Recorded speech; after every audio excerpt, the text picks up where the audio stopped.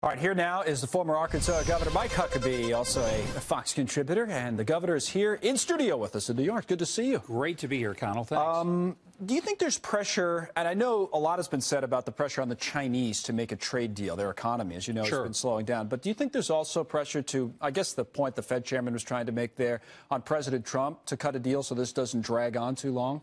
Well, I mean, nobody wants it to drag on too long, but what we're in right now is way better than what we've been through, which is a very unfair process. We've been getting played like fools for years and years, right? And it has really had an impact on American workers and the American economy. The president's playing it right. He's playing hardball. Because with the tariffs, sometimes in the short term, you go through some pain, right? Sure. The president's talked about this. And, you know, I've been out in Iowa a couple times in the last year talking to farmers there, and I was almost, when I was there, surprised to see that they were, for the most part, not all, but for the most part, they were okay with that as long as there was a long-term deal that was favorable to them, because to your point, they thought something needed to be done. I'm just wondering how long that can go on for before there's too much pain for them. And that's I think the Chinese are going to fold before we do, because their economy is the one that's struggling even more than ours. I mean, we still have great employment numbers. We've got good stock market overall. Our economy is way better off than the Chinese economy. They can't afford for this to keep going.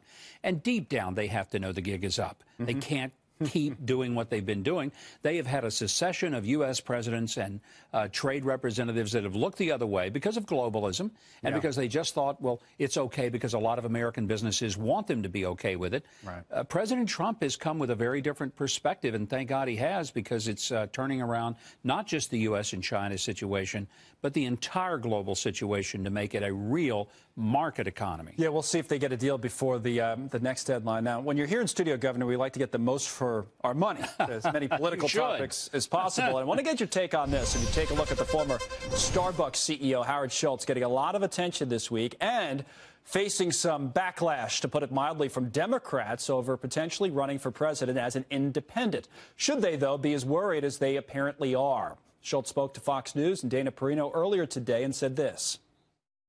It's a very strong possibility that more lifelong Republicans who will have no place to go if there is a left-leaning, liberal, progressive Democrat, they will vote for Donald Trump. It's very possible if they had a better choice, someone in the middle who can speak to their values, they would vote for someone like me.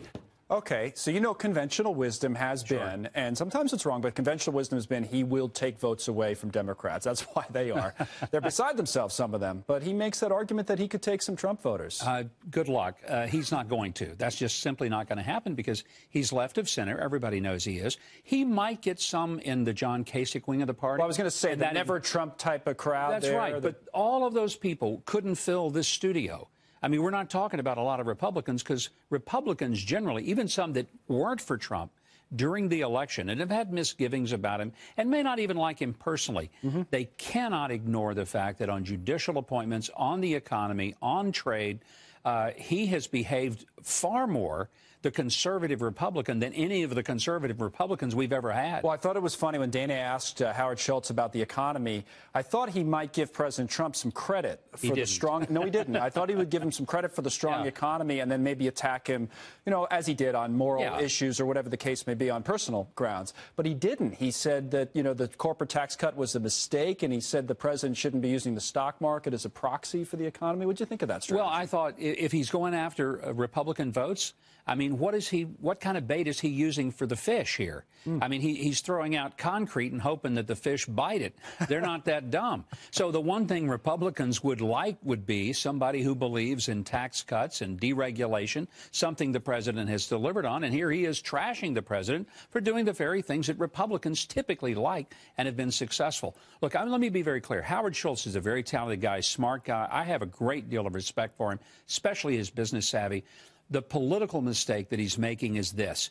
If he were in the Democratic primary, he has that middle ground all to himself. Maybe Mike Bloomberg. Or if he runs, I don't know that he will, but he could potentially have the flank, and then he gets all of those votes who don't want to go far left. But by going out there and being an independent, he becomes a spoiler. He helps Donald Trump, so I hope he runs as an independent. Interesting. Enjoy the weather here in New York. Oh, lovely weather. Going back to Florida.